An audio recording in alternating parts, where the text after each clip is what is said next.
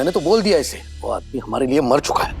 पापा, आप अपने ही बेटे के लिए ऐसा कैसे कह सकते हैं? प्लीज ऐसा मत कहिए। अगर बेटा इतनी बड़ी गलती कर सकता है तो उसका बाप ऐसा कुछ बोलेगा ही ना। श्रुति और विराट ने गलत किया है तो उनके साथ तो ये होना ही था। अब वो जिए या मरे, इस परिवार का उनके साथ अब कोई लेना देना नहीं है। एक बार मैं ये भूल सकती हूँ कि मेरा विराट नाम का कोई बेटा था। ऐसा कैसे बोल सकते हैं? मैं ये चाहकर भी नहीं भूल सकती सही कि मेरी सही नाम की कोई बेटी है जो लोगों का सिर्फ भला चाहती है, लोगों के बारे में सिर्फ भला ही सोचती है। लेकिन आई, अगर कोई गलत है तो इसका मतलब ये तो नहीं ना कि हम अपनी इंसानियत भुला दें। कम से कम हमें ये तो पूछना चाहिए कि आखिर विराट सर को हुआ क्या है, वो कैसे हैं? लगता है सही को अभी भी विराट की काफी चिंता है। कमाल है। वैसे तो तुम अपने सही होने का, स्वाभिमान का, आत्मसम्मान का झंडा लिए फिरती थी। अब विराट ने तुम्हारे साथ क्या नहीं किया, अब कहां गया तुम्हारा स्वाभिमान, आत्मसम्मान? सही, तुम्हें विराट की चिंता करने की कोई जरूरत नहीं है। उसका ये बीमार होने का ये सब ना नाटक है बस। श्रुति को लगा होगा कि उसने विराट के साथ बच्चा कर लिया है, तुमने विराट को डिवोर्स दे दिया है, तो ये नाटक करके बस वो इस घर का हिस्सा बनना चाहती है और कुछ नहीं। तुम बिल्कुल ठीक कह रहे हो सम्राट। मुझे भी यही लगता है कि ये सारा प्लान श्रुति का ही बनाया हुआ है। उसने विराट को पसंद किया, फिर उसे फंसाया और विराट के साथ बच्चा पैदा किया ताकि उस बच्चे का इस्तेमाल करके वो सही और विराट को अलग कर सके। और अब उसी बच्चे का इस्तेमाल करके वो इस परिवार में घुसने की कोशिश कर रही है। अच्छा, और हमारा 5 साल का विराट उसके जाल में फंस गया। तुम विराट को इनोसेंट साबित करने की ना दलीलें मत ढूंढो। नहीं सम्राट, ऐसा नहीं है। मुझे वाकई लगता है कि उस औरत ने विराट को फंसाया है। मुझे तो काफी खतरनाक औरत लग रही है वो। श्रुति और विराट सर अपनी जिंदगी में खुश हैं, तो फिर हम उनकी जिंदगी में क्यों दखल दें? और हमें उस बच्चे के बारे में सोचना चाहिए। उस मासूम की क्या गलती?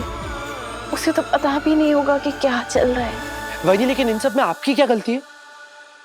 तुम्हें लगता है सब मेरी गलती है?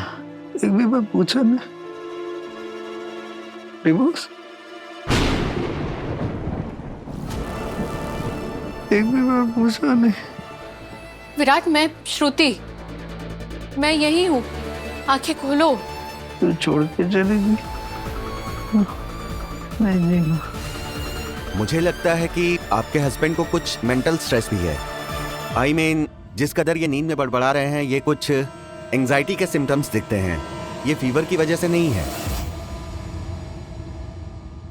डॉक्टर, इस सब के बारे में तो मुझे नहीं पता है, लेकिन ये पिछले कुछ दिनों से ना तो खाना खा रहे हैं, ना ही सो रहे हैं। एक काम करिए, आप इन्हें बीच बीच में थोड़ा खिलाने की कोशिश करिए। जी डॉक्टर, मैं पूरी कोशिश करूंगी। देखिए, मैं पैथोलॉजी लैब के पर्सन को भेजता हूँ, वो खुद यहाँ आकर इनके सैंपल ले जाएंगे। आप अपने हस्बैंड का नाम बताइए।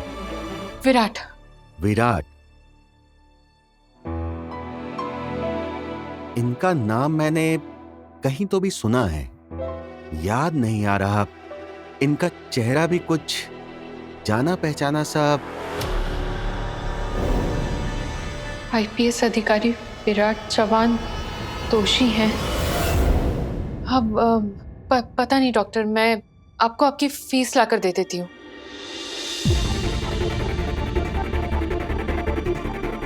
ये लीजिए डॉक्टर, आपकी fees. Okay, please take care of him. Thank you so much doctor, आने के लिए। सही छोड़कर चली गई। ड्राइविंग सिखाने वाला था, कहाँ लेके जाने वाली थी तुम?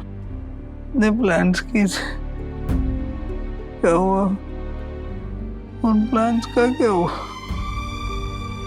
अभी तो दोस्त बनी थी तुम मेरी।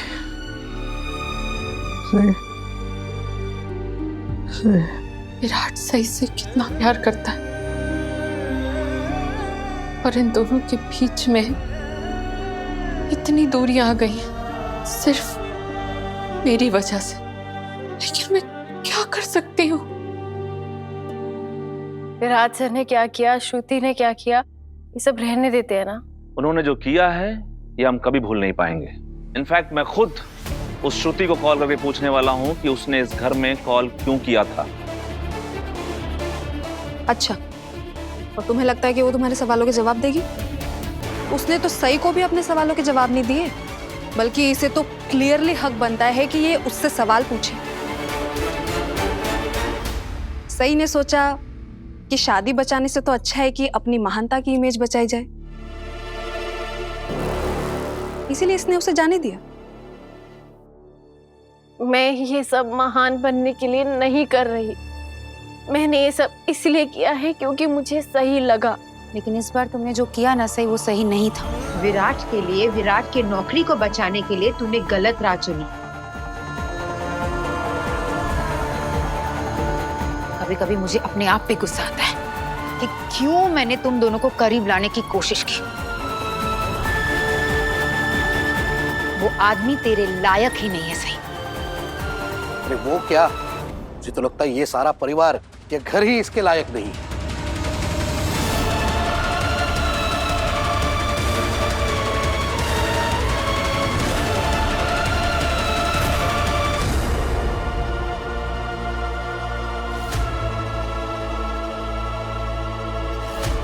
हाँ सही, तुम्हारा इस घर में शादी करके बहू बनकर आना तुम्हारे लिए किसी श्राप से कम नहीं था। जब से तुम इस घर में आई हो तब से सिर्फ और सिर्फ तकलीफें झेले जा रही हो। हम तो कर्जदार हैं तुम्हारे, हमें पता नहीं है कि ये तुम्हारा कर्ज कैसे उतारे। निनाद मामा, और सच कहूं तो जब से तुम इस घर से गई हो ना, मुझे तो ऐसा लग रहा है कि तुम उन दिनों का बदला ले रही हो हमसे, जब हम तुम्हारे साथ सिर्फ बदतमीजी से पेश आते थे। मैंने आपसे कौन सा बदला ले लिया बाबा? ये सब क्या है सही? उस इंसान के लिए तुम उसको क्लीन चिट दिलवा के उसके सारे गलत कामों को सही कैसे बता दिया? क्यों उसे उसकी गलतियों की सजा नहीं मिलने दी तुमने? बाबा, अगर मैं ऐसा नहीं करती तो फिर उनका नाम, उनका काम, सब कुछ खराब हो जाता। बाबा, अब वो अकेले नहीं है, अब उनका एक परिवार है,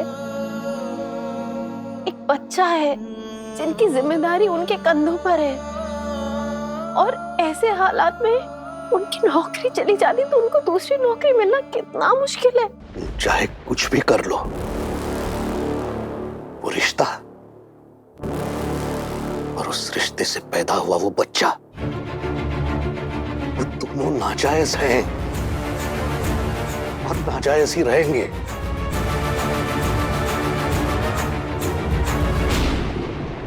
लेकिन बाबा,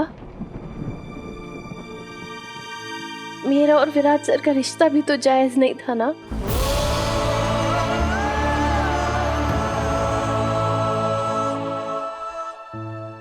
आज नहीं तो कल हमारा ये दिखावे का रिश्ता दुनिया के सामने आ ही जाता, सबको पता चल ही जाता कि हम असली के पति पत्नी नहीं है। अब भी तो विराट सर किसी ना किसी से शादी करते ही कोई ना कोई बच्चा तो होता है।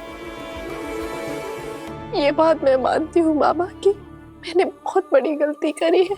मैंने जो किया वो सही नहीं, गैर कानूनी है, और ये बात मुझे अंदर ही अंदर खाई जा रही है। इसलिए शायद मेरी तबीयत इतनी खराब हो गई है। झूठ बोलने से तबीयत भी खराब होती है? मैं बात मान ही नहीं पा रही हूँ कि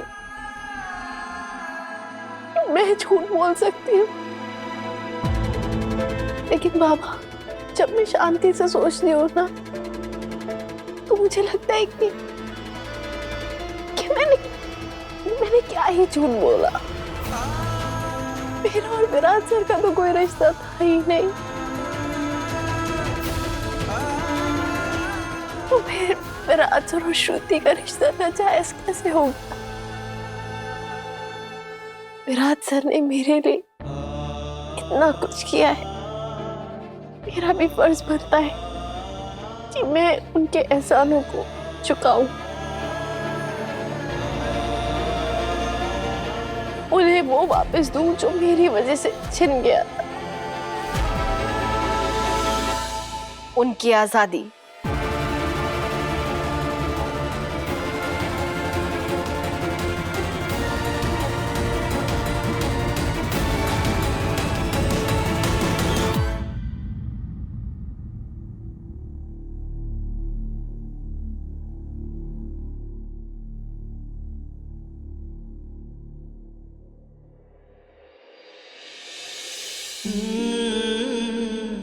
ये तुम आ गई, मैं जानता था मेरा ख्याल रखने जरूर आओगी। Thank you. आप कैसा फील कर रहे हो विराट? अच्छा लगा, अच्छा लगा। हाँ?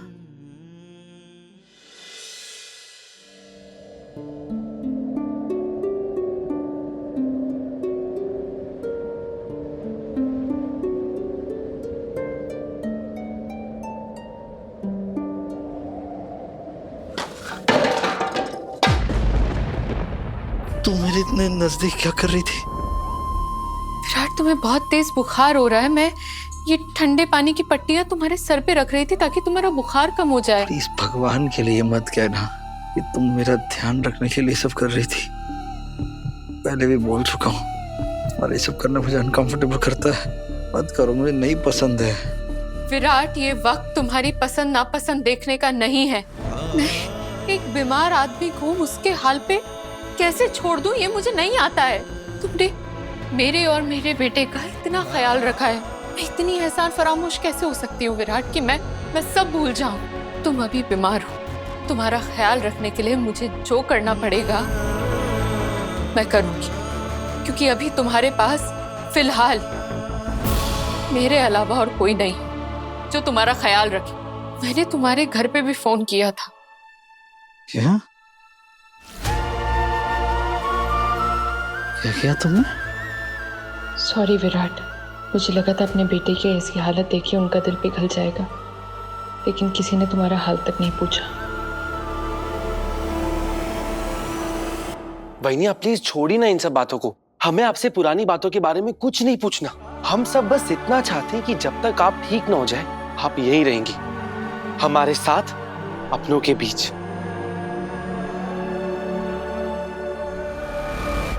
मोहित ठीक कह रहा है, सही। अब इस बारे में कोई बहस नहीं होगी, बस। दादा, मैं बहुत खुशकिस्मत हूँ जो मुझे ऐसा परिवार मिला, लेकिन मैं सिर्फ आज रात के लिए रुकने आई हूँ।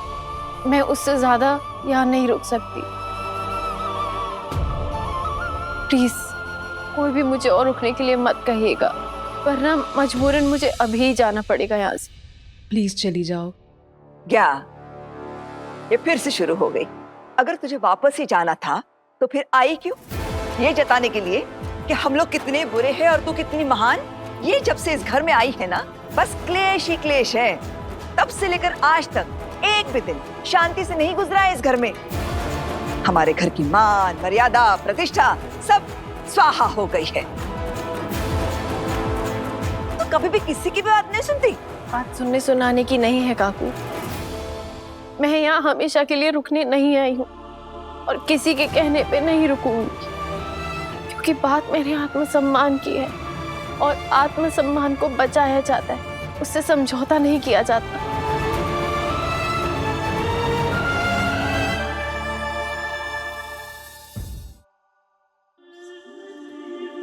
पता है वक्त की खासियत क्या है? कि वक्त चाहे अच्छा हो या बुरा, गुजर ही जाता है। तुमने मेरा इतना भला किया है, तुम्हारे साथ कैसे बुरा हो सकता है? मुश्किल की इस घड़ी में मुझे तुम्हारा साथ देने दो विराट। जैसे तुमने मेरा ख्याल रखा था ना, वैसे ही मुझे तुम्हारा ख्याल रखने दो। मैं चाहता हूँ सही मेरा ख्याल रखे, सही मुझे कहे कि वो मेरे साथ है मेरा ख्याल रखने के लिए। आई मिस यू सही। काश हमारे बीच चीजें ऐसी ना होती जैसी आज है। मतलब क्या तेरा? चौहान खानदान में रहने से तू अपना आत्मसम्मान खो बैठेगी? तू है कौन? आज अगर इस शहर में तेरी थोड़ी पहचान है तो सिर्फ इस बात से कि तू चौहान खानदान की बहू है। नहीं वहीनी, क्या बोल रही हैं आप? ये सब हमारी वजह से थोड़ी हुआ है। सई की पहचान तो उसकी मेहनत, उसकी लगन की वजह से हुई है। अरे अपने कॉलेज की टॉपर है वो। एक दिन पूरे इंडिया में सबसे मशहूर, फेमस, प्रसिद्ध डॉक्टर बनेगी, हो ना? और जिस कॉलेज में इसने टॉप किया उस कॉलेज तक पहुंचाने का श्रेय किसे जाता है? दुनियादारी की चिंता छोड़कर इसे पढ़ने की सुविधा मिली, माहौल मिला। किसकी वजह से? इसका श्रेय सिर्फ और सिर्फ इस घर को और इस घर के लोगों को जाता है। रहना खाना, समाज में इज्जत, सब कुछ इस घर ने दिया है तुझे। विराट को चाहे हम कुछ भी बोले, लेकिन ये आज जहां पहुंचे हैं ना, इसका श्रेय भी विराट को ही जाता है। वो ही इसे इस घर में लेकर आया था। इसके लिए वो हम सबसे लड़ा, इसे एडमिशन भी दिलाई। काय? सही कह रही हूं ना मैं? गलत तो नहीं हूं? अब बिल्कुल ठीक कह रही हैं। और मैं इन सभी चीजों के लिए इस परिवार की और विराट सर की आभारी हूँ। जिंदगी भर रहूंगी।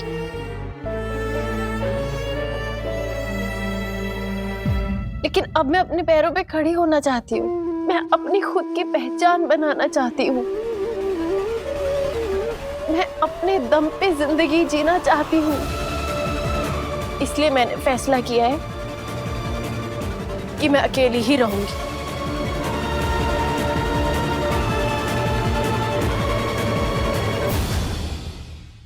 और मैं ये नहीं कह रही कि मैं यहाँ पर नहीं आऊंगी, आप सबसे रिश्ते तोड़ दूंगी।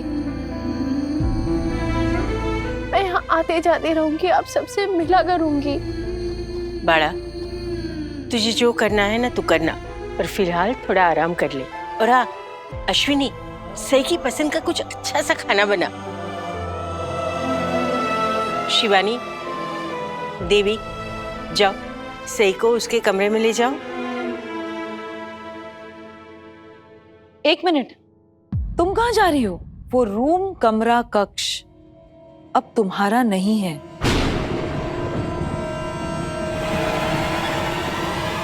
माइती है ना?